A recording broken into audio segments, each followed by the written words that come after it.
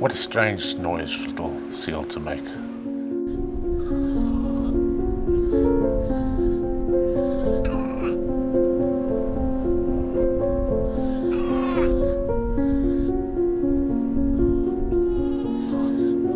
As I carried on filming the seals that day, I realized this wasn't a normal scene. Nature was not at play here really. There was something quite different.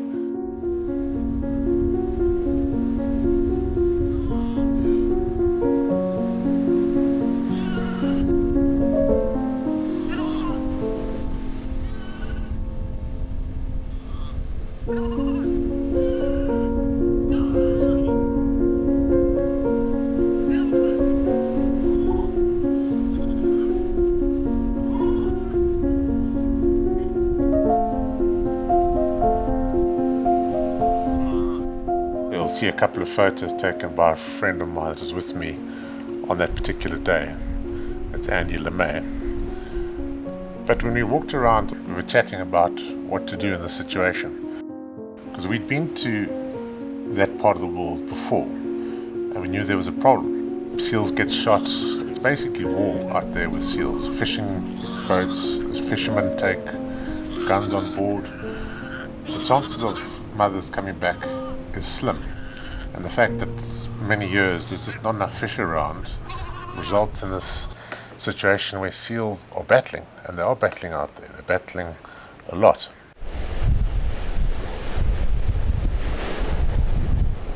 Sea lions have got a very strange life cycle. Basically every year the females are pregnant.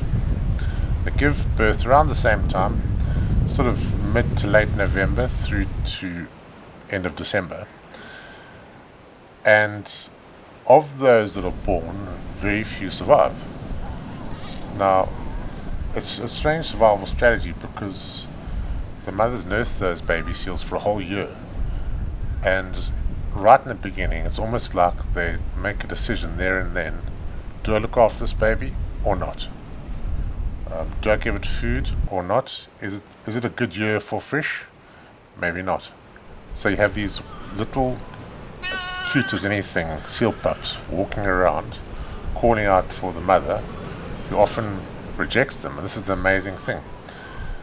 They've got this incredibly, I guess you could say, sophisticated survival instinct that seems to take all of this into account, and they decide, are they going to try and raise this pup? It's a year-long commitment. Are they willing to take it on?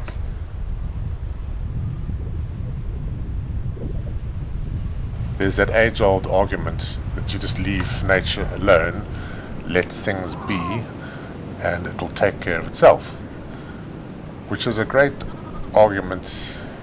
It's a bit of a cop-out really, because where are there any totally wild natural spaces in the world left where animals can just compete equally for resources and live out their lives in peace?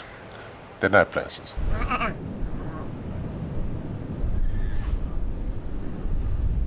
The baby seals were hunting for their moms, but the moms just didn't come. When you research seals, you realize that the mothers go out to hunt for a day or two or three or four, but inevitably they come back. But in this scene, it was obvious that a lot of mothers hadn't come back and weren't going to come back, and it was something quite tragic to witness what was going on. Conventional wisdom would say, yeah, this is nature, just witness it for what it is. But my argument is, what is nature? If we're part of nature and we're interrupting nature and we're catching fish by the megaton, shipping it all over the world, and seals have been shot, and there's this little scene played out right next to a fish factory, what is nature? Do we have to just ignore everything that happens in the world? Why shouldn't we take an interest and be concerned about nature, and even perhaps take action? And I think that's probably the crux of what this whole series is about. Taking action in a natural environment where most conventional wisdom would say, leave it alone, it'll take care of itself, and everything will be hunky-dory. What we see out in the field, it's not hunky-dory. People that take action often have wonderful results.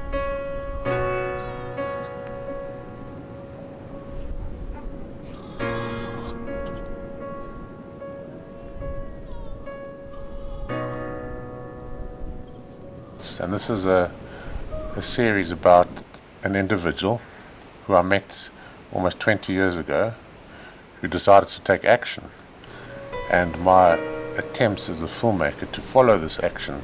Francois Hugo passed away almost 5 years ago now as a relatively unknown activist, but the people that knew him and knew what he did and what he was attempting were very inspired by the story. And I knew, speaking at his funeral and trying to even give a vague account of what he did, as I was the person that was with him most of the time filming it, that people had no idea what was going on, what we tried, what he did. And I made a vow then that one day I'd have to bring his story to the screen. Thinking about it, I guess people shouldn't interfere with nature. If seals go extinct because they can't find fish, well, then they must go extinct. Just like the dodo that was hunted, or any other animal, mammal or bird or whatever. Things must go extinct. If they can't get food in the wild, if they can't look after themselves, if they've been wiped out and they can't compete with fishing vessels, that's the new nature. And then, it's a tough thing to say, but if they're not going to live in a protected, enclosed environment where they're fed and cared for, I guess they have to go extinct. But obviously we didn't take that approach at the time. Looking back at the footage, maybe we should have. Who knows? We observed. I called Francois. I'd been working with him at that stage for a couple of years, and he said, yeah, see what you can do. If we can save a couple of the baby seals that are really the ones that have got no chance, let's try. It's a genetic strain that is important. They're quite far away from where he was working, but the rest, you've got to leave them because their moms might come back in the next few days. For whatever reason, let's try, and you're going to see what happens next. Like and subscribe, please.